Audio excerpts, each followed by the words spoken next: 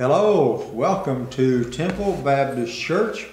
Hopefully you are taking time out of your busy schedule today. We are busy people, aren't we? We're always rushing around doing things, and we probably need a little bit of patience in our life, but that's something that is hard for us to accumulate. But anyhow, we're going to be in one of the Old Testament books. It's probably not real familiar to a lot of us. It's really not all that familiar to me. It's the book of Habakkuk, just a small minor prophet.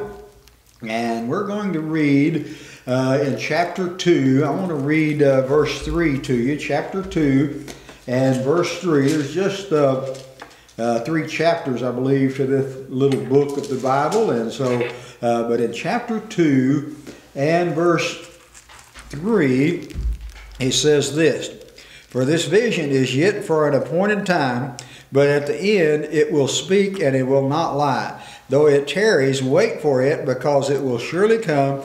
It will not tarry." Now this prophecy of Habakkuk, some 2,000, 3,000 years ago now, however long it was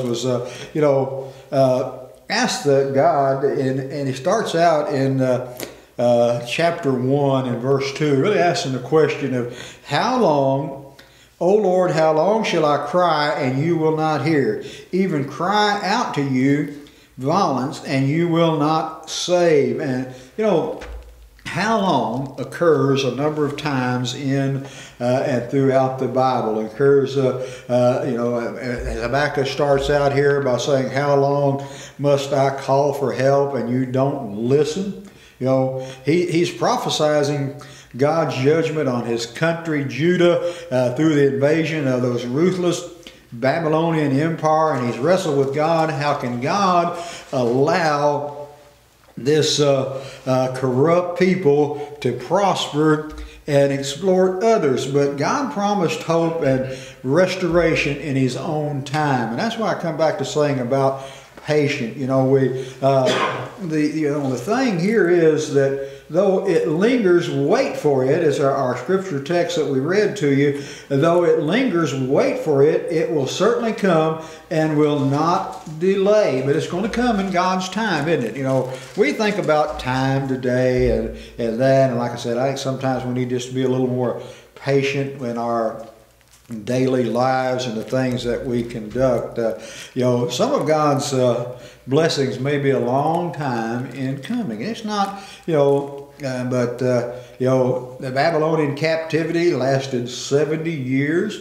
And in our human reckoning, that's a long time, isn't it? 70 years seems to be a long time. I remember when 70 years was a real long time, but it's not that long now. You'll get the drift of that. But God is always faithful and true to his word. He's not, he says, as we read there, "For the revelation awaits an appointed time." When God's time is ready, it's going to happen. And it's the same thing that he's telling Habakkuk here about his crying out. "How long shall I cry and you will not hear? Even cry out to you violence and you will not save." How long is that going to be? Well, I don't know how long it's going to be. I do know that the Lord's coming back. I don't know how long it's going to be, but the thing is, God has said it. So God's promises may be long in coming. Though they linger, we need to keep looking to him. Perhaps every blessing with perfect wisdom and care, he's always worth waiting for. I don't know what you're waiting for today. Heard of a restaurant in Bangkok that serves a soup that is from a broth that has been cooking for over 40 years. Now that's kind of a strange thing, but they call this, was in medieval times, that was a common thing. They called it perpetual stew, and they take a little out, and a few days later they add a little more to it. And some leftovers today taste a little better the second time around. And so, and they say this restaurant has won multiple awards for the most delicious broth in Thailand. Maybe it's worth waiting for. He's always worth waiting for. My encouragement to you is don't give up today. Wait patiently on the Lord, even though trials and tribulation are going to come our way.